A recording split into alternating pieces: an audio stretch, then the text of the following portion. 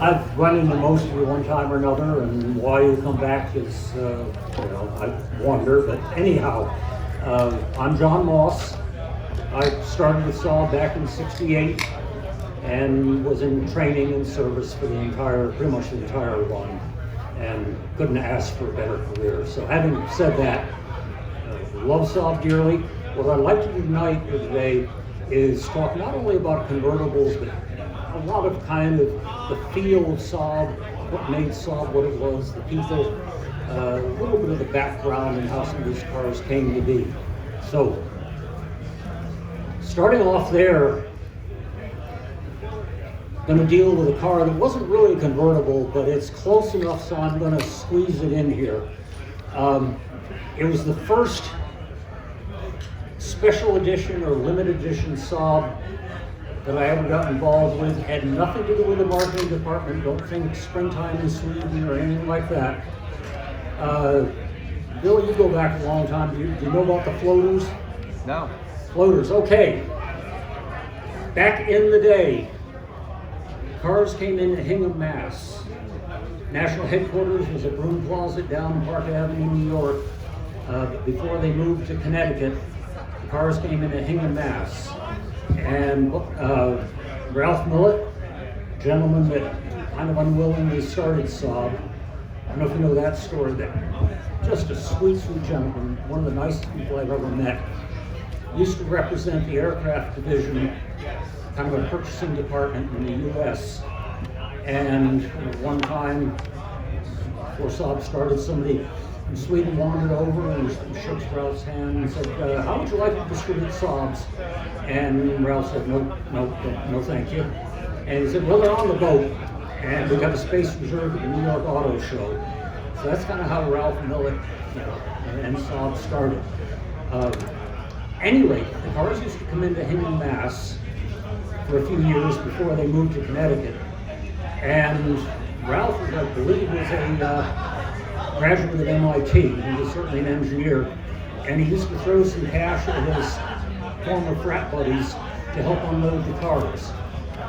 And one time cars came in, apparently no place to put them, so they ended up down on the lowlands and the tide came in.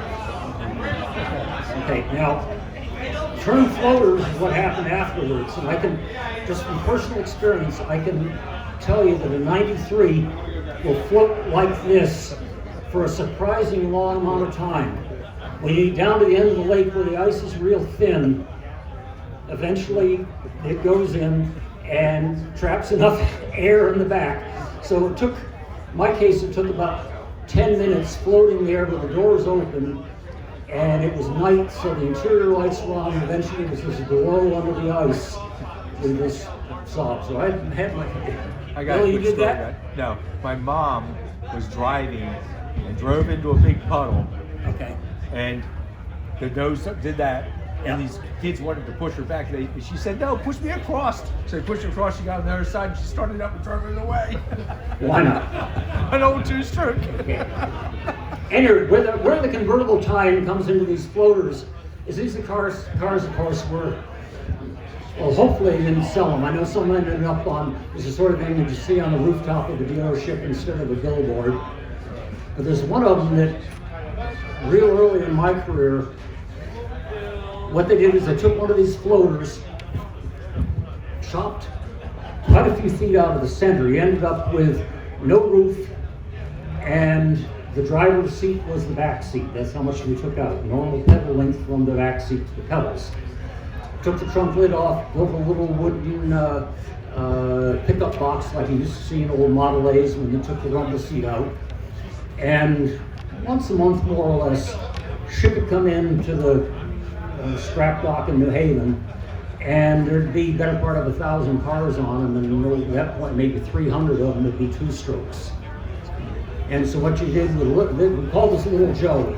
It was our utility vehicle for going down in the ship. You loaded it up with batteries and gas and cases of K9 Champion spark plugs, to start these rascals. And so that was, anyway, that was my first Saab convertible. And I don't know where it went. I would have dearly loved to still have it, but it was a neat piece.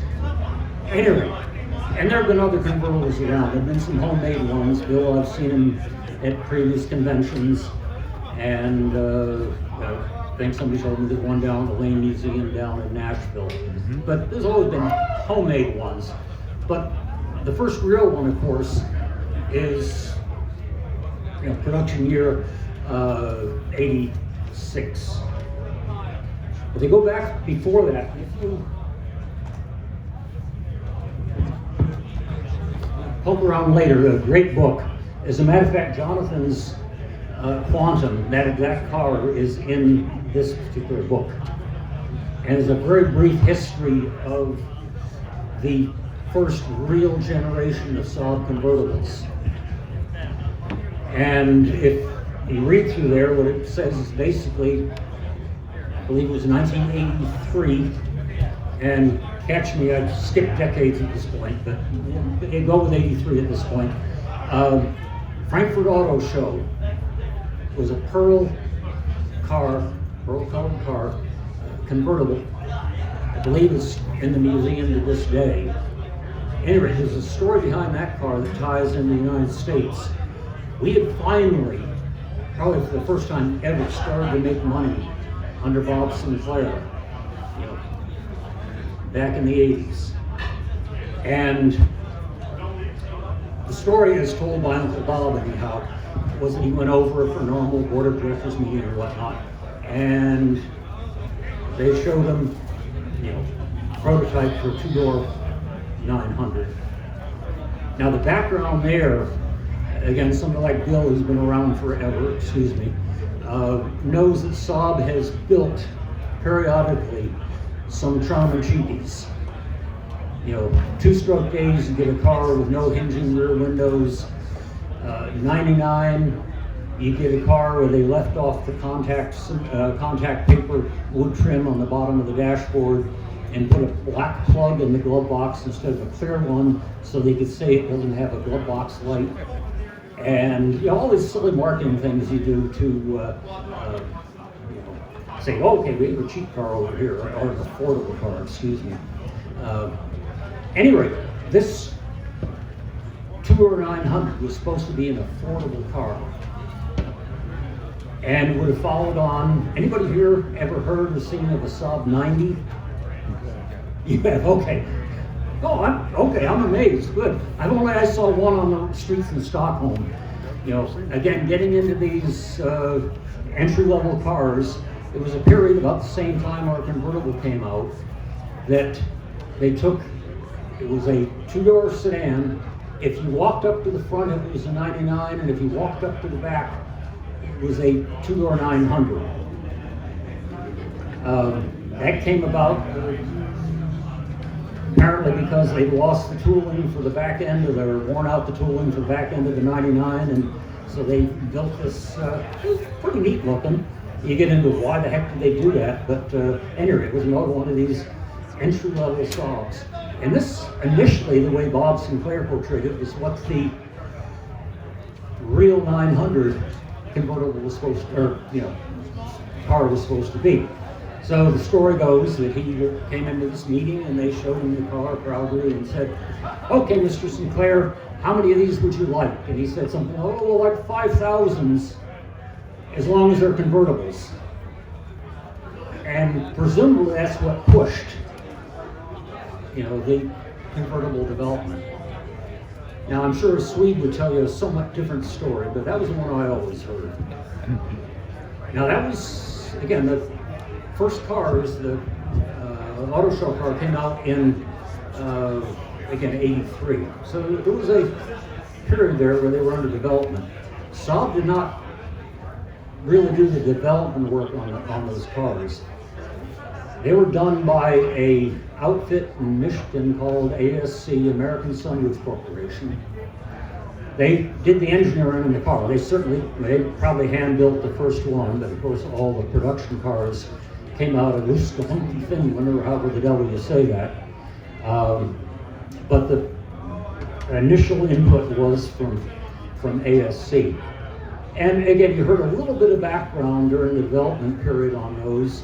You know, it was a nice looking car, they were proud of it. Story went though that the car was shipped over to Sweden, and after a while, well, how'd you do? They said, well, not so well. It leaks. What do you mean it leaks? We water tested it.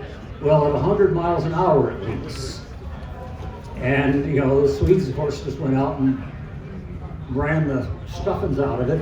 And if you ever had an old worn out American convertible, you get to a point where the fabric that's down along the edge of the door starts doing this the faster you go. I had a roommate car in college. We were down caving in West Virginia, ended up buying a bale of hay bale twine because in the middle of the winter we just sat there and threw this hay bale twine from side to side, keep the top tied down. At any rate, ASC did not use hay bale twine, but they fixed it and you could drive 100 miles an hour without the water flowing through. So at any rate, that is just kind of the general background. And again, one man's perspective, what I heard, you know, some of it's, I heard it from somebody who heard it from somebody down at the pub, and you know, a little better than the internet, but not much. Anyhow, but that's the legend of Gordon Moss thing. Now as I said, the original car, which, almost forgot,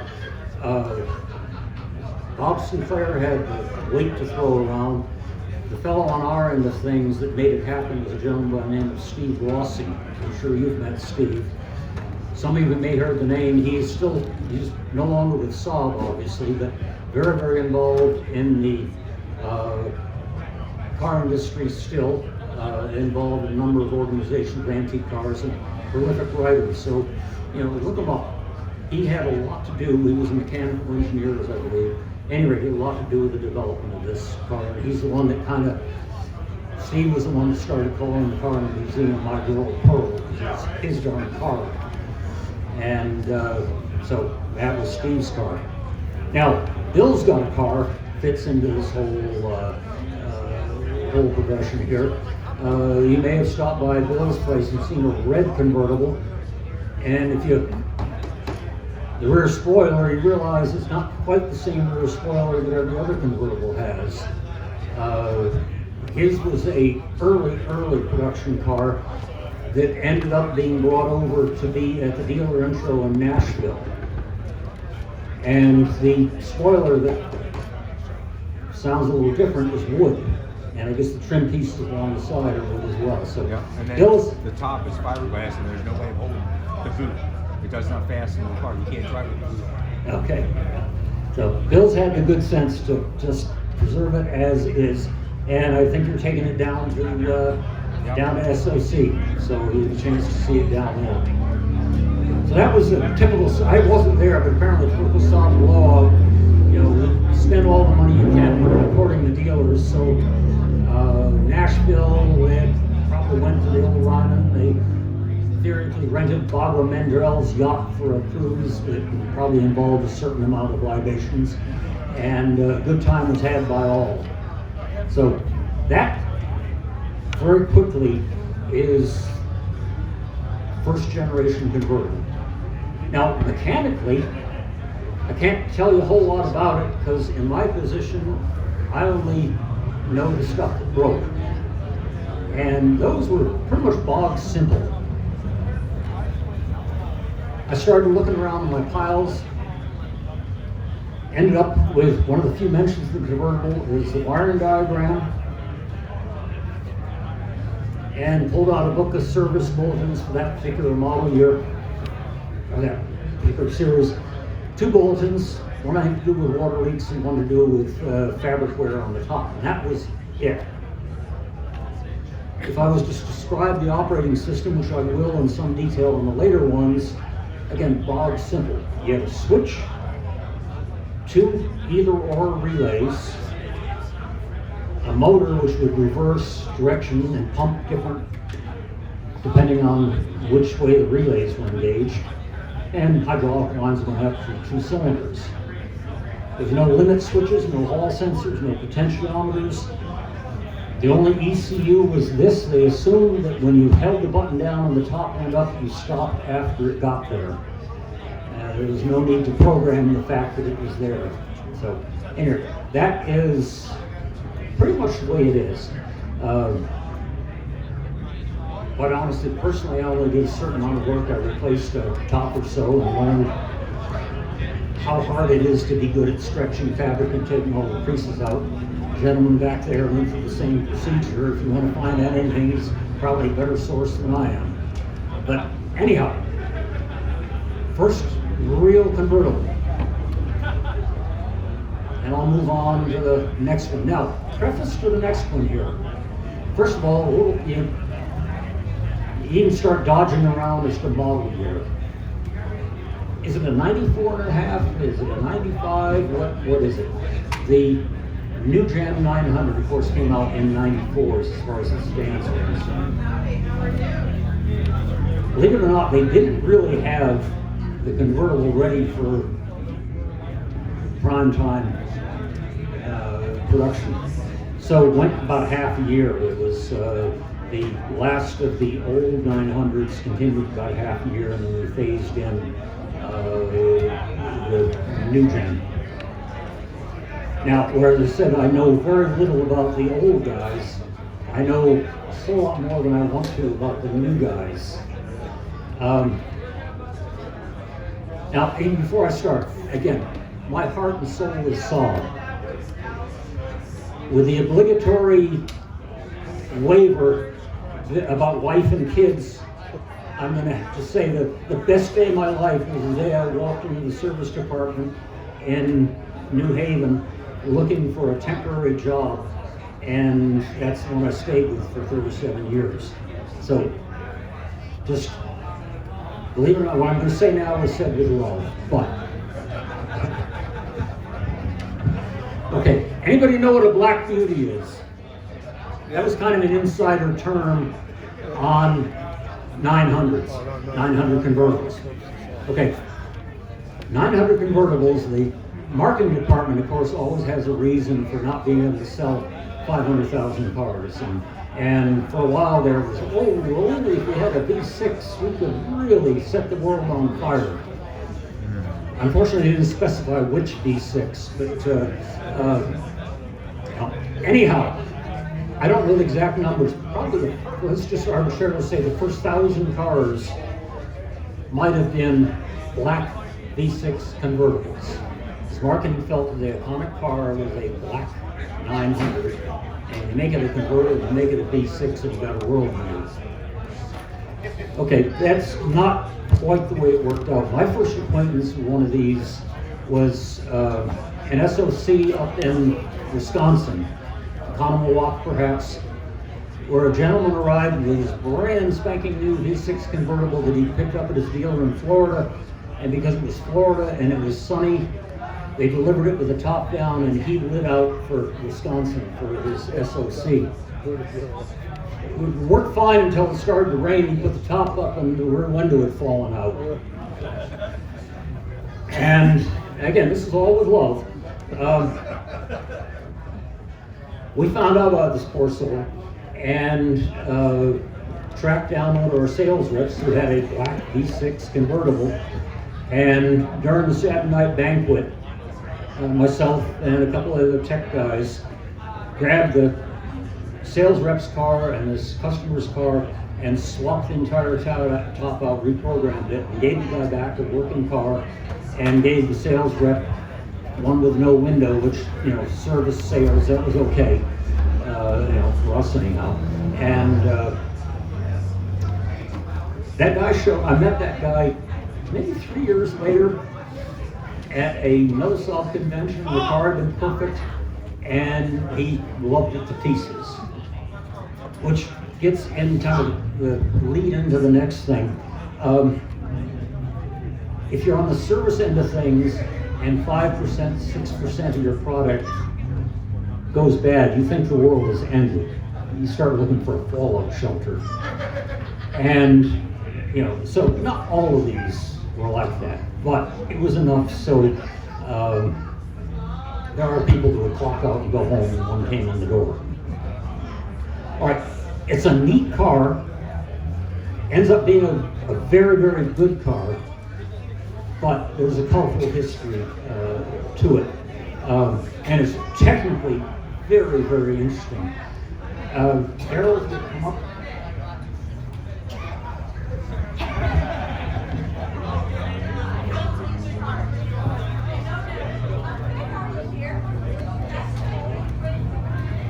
Okay, not one for everybody. I just made some fairly crummy copies out of a page in the service manual, and if you get a chance to look at them as they come around, this is a schematic basically of what makes that top work.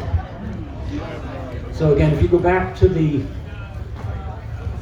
first generation 900, I said there was switch two relays in the motor. If you're looking at this, in the center of that diagram was a big aluminum box, which was an ECU. Whole bank of relays in that ECU, along with the software. Across the top, there's a row of potentiometers. No hydraulics, it's all motors, gear-driven, moving basically everything. The fifth bow, the tonneau cover, the main stack, and so you end up with 3 potentiometers, 5 motors, and 9 micro switches, all tracking the movement of this guy. And pretty neat how the whole thing works. It's a classic situation where before this can happen, that has to happen, and by the way, while that is happening, something else is going on over here. And if at any point this doesn't happen or that doesn't happen, the whole thing says, heck with it, I'm going home. And it'll stop where it sees a discrepancy. Now, all of these movements, particularly the inputs from the potentiometers, are programmed into the computer. So a standard part of maintaining these as time went on and linkages wore and things shifted a little bit, you drift out of calibration with some of these potentiometers, and either they would stop moving altogether, or you get hiccups where you go along and all of a sudden there'd be a little jerk in the motion, you go back and forth. So it was actually, you needed Tech 2 to do it, but it was actually a neat, satisfying procedure to go in there and set these up. And for the guys that were really good at it, it was kind of like setting up an old CIS car. Well, you know, if I just move a whisker here, it's going to be fine. And so, again, a very interesting car to work on, and in the end, works very well. But, again, it was not a smooth process. I'm sure some of you are in industry one way or the other. And when you have a problem, and it's not just Saab, believe me, it's not just Saab, but there's a pretty predictable trajectory where things go. First thing you do is something happens and you contact the powers that be, and they tell you, we don't have that problem. Then you go and you contact the powers that be, and they say, well, you idiots are the only ones that have that problem. And time goes on, and they, well, we have a fix for that. And it usually involves a 25-cent washer or a little bit of this, and turn that screw. And sometimes I will do it, and then eventually, far enough down the road, okay, we're going to replace that fifth row latch assembly. And in the end, it gets done, and the Swedes were honorable and decent, but it always took time. So this was not a smooth process. Believe me, it was not the best day of my life when my brother called up, 2 young daughters, said, I found a convertible for the girls. And I said, is it black? Yes. Does it run? No. It was one of these black V6s, and it didn't have all of the valves bent, but it had most of them bent. So, at any rate, so cylinder head rebuilds, new belt that didn't fly off, and new oil cooler in the valley there, and it was a good car. But and I had to glue the window in. But anyway, and again, don't want to beat it to death. It ended up being a good car, but it was interesting. I made a point of only 2 bulletins on the original car.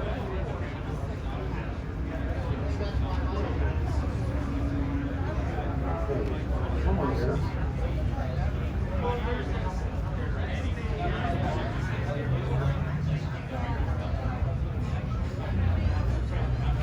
I couldn't have lost it. Lay on.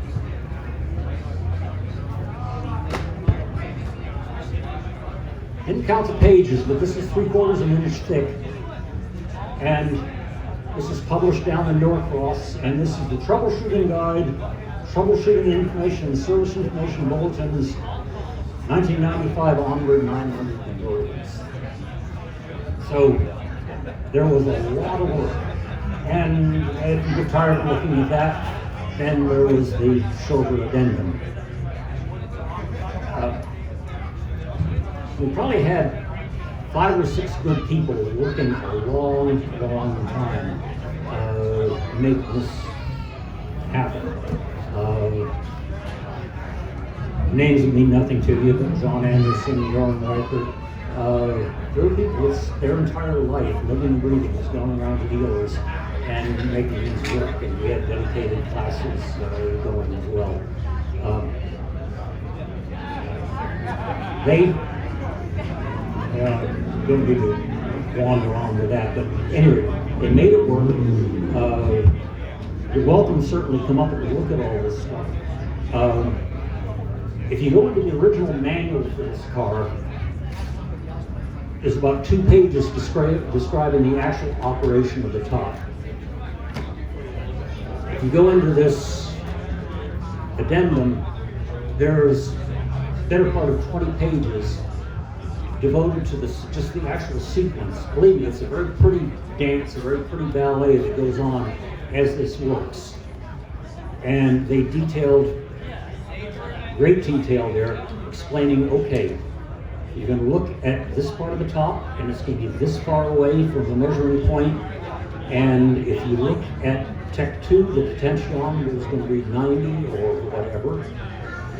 You pull the values off of Tech 2, you put them into a chart, perhaps apply a correction factor. This book included literally a spec sheet you filled out that ended up being a programming guide to make these things work. And they do. It's, it works extremely well, but you need to really get under the skin and understand, okay, this, and then this, and then this, and this has to happen, and then that has to happen. And there are still a few people out. I will mention, just a shout out, some of you may have seen a friend of mine, Roland Severe, out of the old Dean Hill Motors. He was down at SOC last summer. He lives and breathes these, and is a real good resource if you need to reach out and talk to somebody. And I know there are other people in the community here that are able to help with as well. Okay, and again, I didn't mean to run it down. It's a nice car, but it had a very interesting history as it came along. All right, so we went from that unit to the next car, which of course is the old gen at this point, 9.3. Again, built in Skopunki, Sweden. And Daryl, if you will.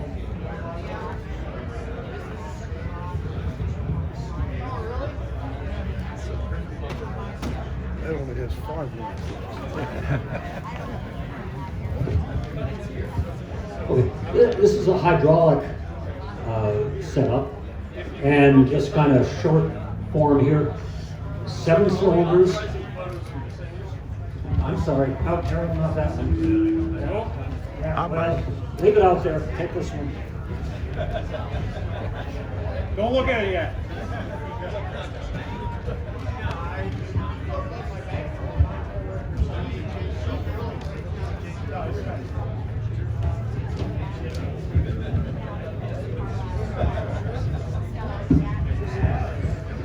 Okay, again, just in the terms of mechanically, 4 micro switches, 2 reed magnetically triggered switches, a 5th bow latch motor, 4 pump solenoids, 5 cylinders, a reversible motor, pressure relief valves. And what makes this entertaining is, again, with no potentiometers, how do you figure out what's going on? And if you get a look at the diagram that I'm passing around, alongside of, for instance, cylinder number 9, cylinder number 9 being the FIFO hydraulic cylinder, left-hand side, symbol for a switch. And then 11, which is your soft top cover cylinder. 7 and 8, main hydraulic, left and right. Okay. Built into these cylinders, if you ever cut one apart, is what you would find is, first of all, if you look at the cylinder itself, get playing around with these on one side, you don't need to track both sides, but on one side, there's wiring attached to these cylinders. This goes through a nylon bushing or plastic bushing through the side of the cylinder, and there is a contact block inside. And on the end of the piston is a bit of a spring, and the movement of the piston and the cylinder contacting this block on the end is the signal that, yep, you're up, or yep, you're down. And I got no input at all, so I'm somewhere in between. So that's how they track the movement of this setup. And again, a reversible motor. Run the pump in one direction and the cylinders go up, and you move in the other direction and the cylinders go down. And unlike the earlier one, the 900, no programming involved. There's a lot of time spent with Tech 2 tracking the movement of all of this. When you get to the diagnostics section, bear with me for a moment.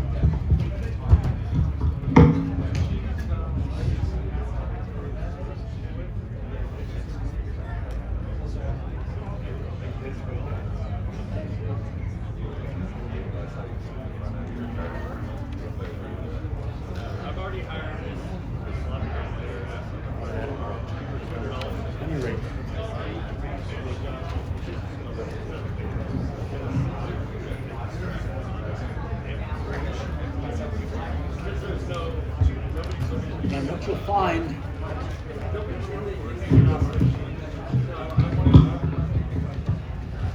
"12 pages, which are nothing but the movement of the cylinder tracking, or the movement of the top, tracking the movement of the top in each one of these positions as you're going up, as you're going down. What will you read on Tech 2? What will you read on your scan tool? And the way you troubleshoot these is to find a point where pretty much obviously it stops.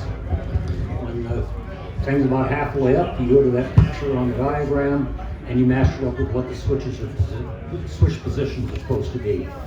Move back a little bit, forward a little bit, and you can track down where the error rate is, what the problem is.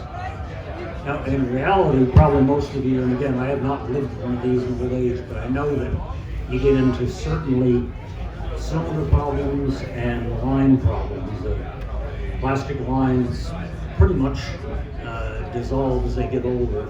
And you're running a fair bit of pressure. This is what, 120 bar, roughly 1800 PSI is what's making the system run. So you don't have a whole lot of tolerance for leaks when those lines start to go bad. And there are, again, if you own one, you may have sourced or looked around. There are people who build cylinders, both here and in England. There are people that provide replacement sets of lines in the aftermarket. And feedback I get from people like Roland, they're good and worth the money. So, you can cope with the main issues on these. Okay, anyone? Again, any point, if there's something you want to throw into the pot here, your own personal experience, you call me a liar, or you say I find this work. Replacement cylinders and lines available on the stage. I'm sorry, deficit. The replacement cylinders and lines available here are real good quality. So, in reality, a whole lot less troublesome than the first generation. And these are neat to work with.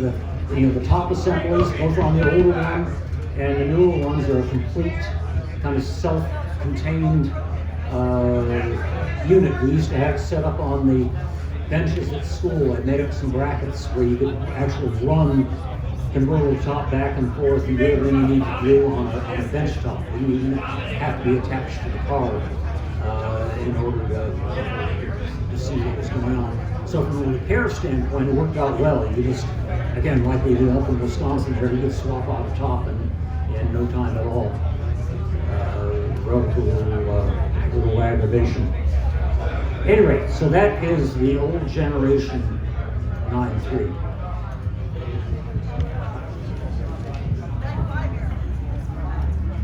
Which brings me up to the sports sedans, and similar, but first of all, of course, the earlier two I was talking about, well, actually the earlier three were all built in Finland. And Valmet factory in Finland did contract work for Saab, for Porsche, big outfit, superb quality control. Quite honestly, the Finns were probably a little more attention to detail sometime than the Swedes were. Sports sedan, like new generation 9.3, I guess is what you folks are used to, but sports sedan was the Swedish term. I was over at the school for the introduction of the new Gen 9.3, and that's all you heard in Swedish on the radio, sports sedan, and pretty well that just got associated with those beasts. So I built sports sedan in my book.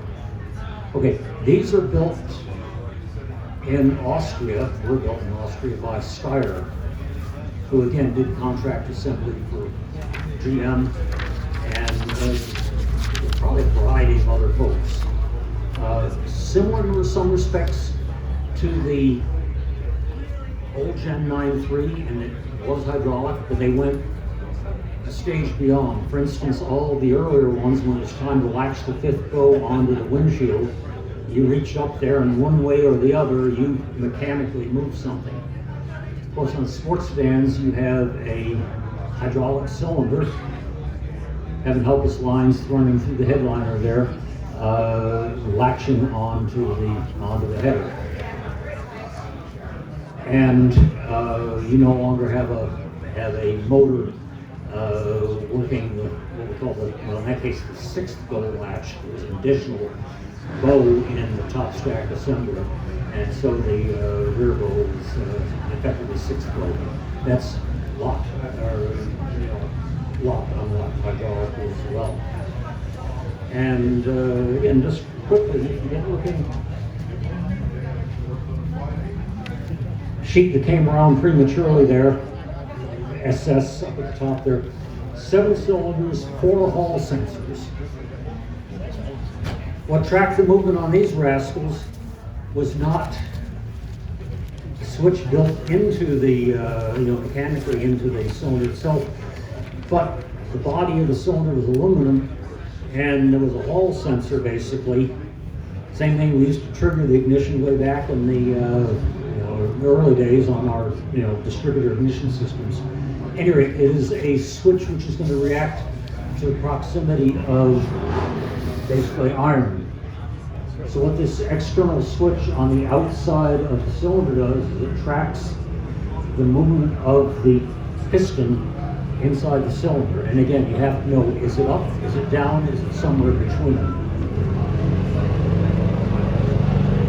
So you had 4 hall sensors, 3 solenoids. I didn't mention really before, but on the old Gen 9.3, there was a block of 4 solenoids on the attached to the motor itself. So it was almost like an ABS system where you're using an ECU controlling not only the direction of the rotation on the motor, but which of these solenoids was going to open up and allow fluid to go where. All right, on this rascal, there are only 3 solenoids. Again, a reversible pump and a whole series of check valves. It would appear closely to the diagram there, you'll find that in order to prevent cross-feeding and up and down at the same time, you have little check valves rolling back and forth that isolate the system. Again, very neat from the standpoint of just functionally the way that it's set up. And it was, again, pretty reliable.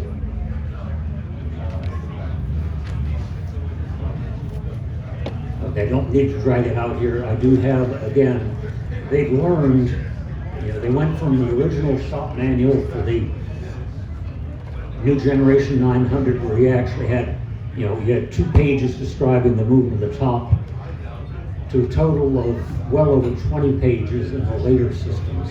So you'll find, again, a very well-detailed description both of what the cylinders are going to be doing and then a whole other section devoted to what you're going to be seeing on Tech 2. So you can say, well, stopped here, there's a pretty good chance it's at least within this fairly narrow window. Okay, and for better or for worse, that's the least I probably ever talked. But again, quite honestly, convertibles were a small part of my life. It was no good having a convertible as a company car when you were hitting the dumpster up every day before you went home, because you just couldn't put an engine block in the convertible.